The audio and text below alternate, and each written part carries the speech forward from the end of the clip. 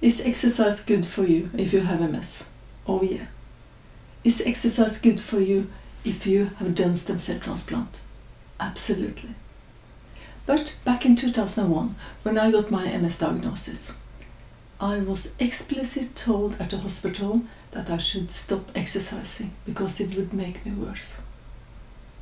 But at the time of my diagnosis, I had been training martial arts for some years, and I really wanted to go back. I had achieved a blue belt and I didn't want to stop. So, because I got the relapsing remitting diagnosis, I was remitting.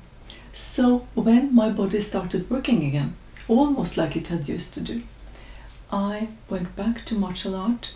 I achieved the black belt in Taekwondo in 2003 and second degree in 2009. So I did the opposite of what I was told. I did exercise when I was told not to. So when did I start understanding that exercise is good for you when you have MS? Around 2008, there was a Norwegian scientist who started looking into resistance training, and he found that if you do 4 times 4 repetitions with maximum weight, so heavy that you wouldn't be able to do a 5th repetition, and if you did this 4 times with 2-minute rest in between, you would stimulate the firing of the muscles so that it actually would improve your walking. So then you would think that when I came back from Karolinska in 2012, I would continue exercising, right? I didn't. I did go back to Taekwondo training for a period, but I was used to improving, and instead I was declining.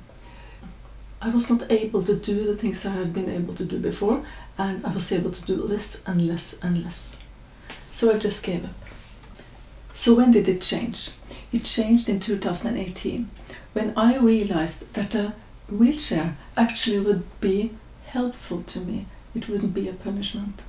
So my first comeback to exercise was resistance training and weight training for my arms and shoulders, so that I would be able to use the wheelchair without getting injuries.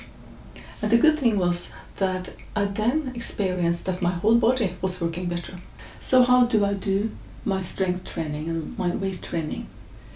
I am partly doing it at home and partly in the gym.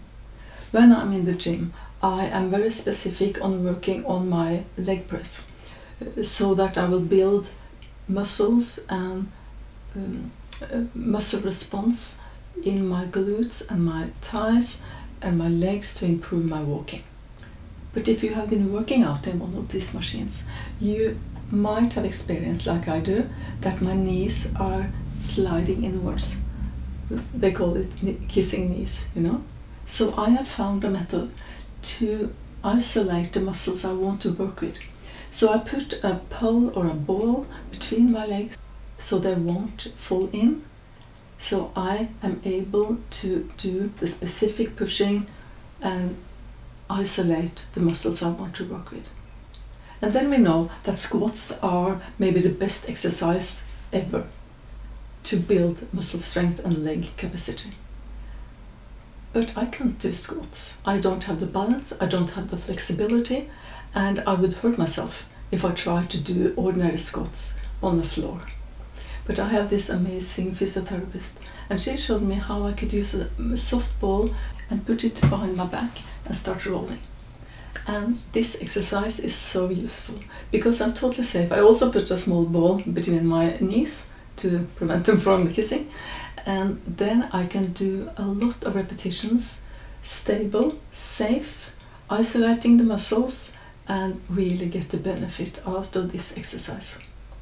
You can also isolate one leg and support the other on the chair behind you. It's called Bulgarian lunges. And when you can support yourself, you can hold on to something that won't slide away, then you will be able to work on one leg at a time. So if you think it's difficult to get started with exercise, I really would recommend you be beginning with this one, because that is very useful for your walking abilities. So what about getting your heart rate up? Why is that important when you have MS? The reason is that neuroplasticity is enhanced when we get up the heart rate. It stimulates the new connections between your brain and your muscles. It stimulates the muscles to fire off and give a response. So, should we start running then? I haven't been able to run in 10 years. And I gave up bicycling a few years ago because my balance is so bad. I'm a hazard in the traffic.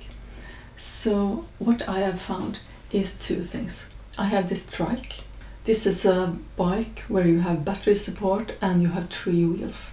So it's safe, you don't tip over, and after I started using that one last year, I have had more outdoor exercise than I think I had in my whole life. The other thing I found useful is the elliptical machine, where my feet don't have to move. My legs are quite strong, but the precision of my feet moving.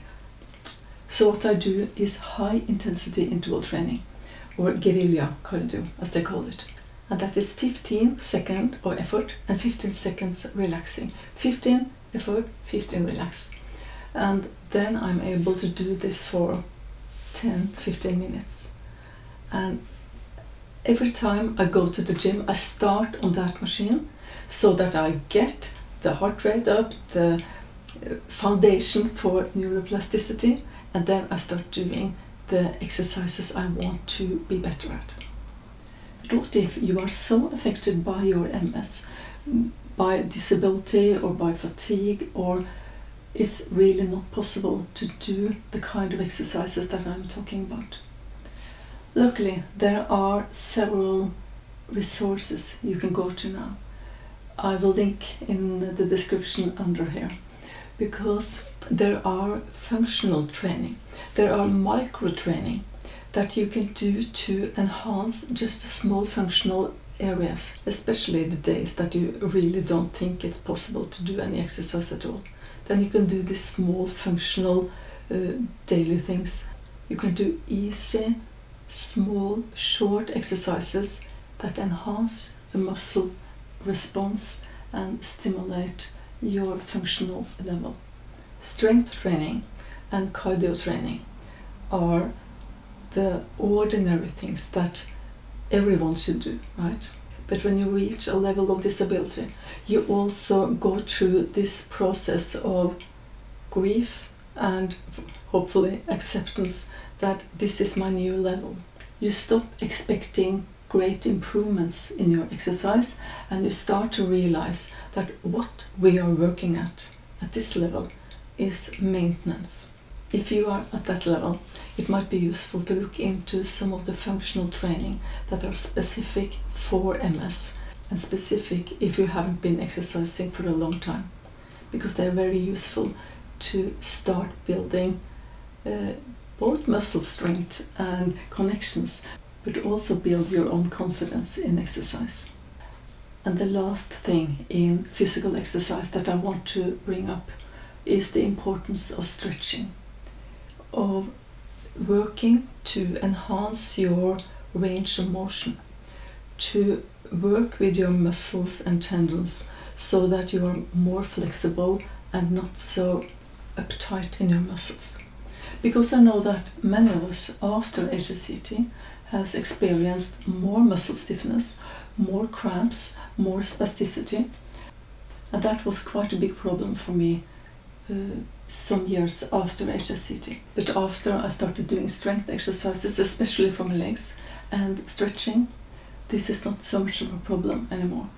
So the first thing you have to do is to create a safe setting, because our muscles, our nervous system need to feel totally safe. So when I start stretching, I use my yoga mat so I won't slip and so the chair won't slip. I support myself to the furniture.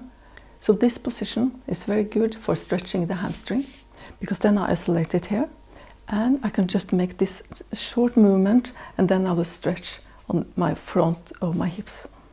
So I experience that the more I use my body to build up strength and flexibility and endurance, the better my body is able to handle the disability that I'm experiencing.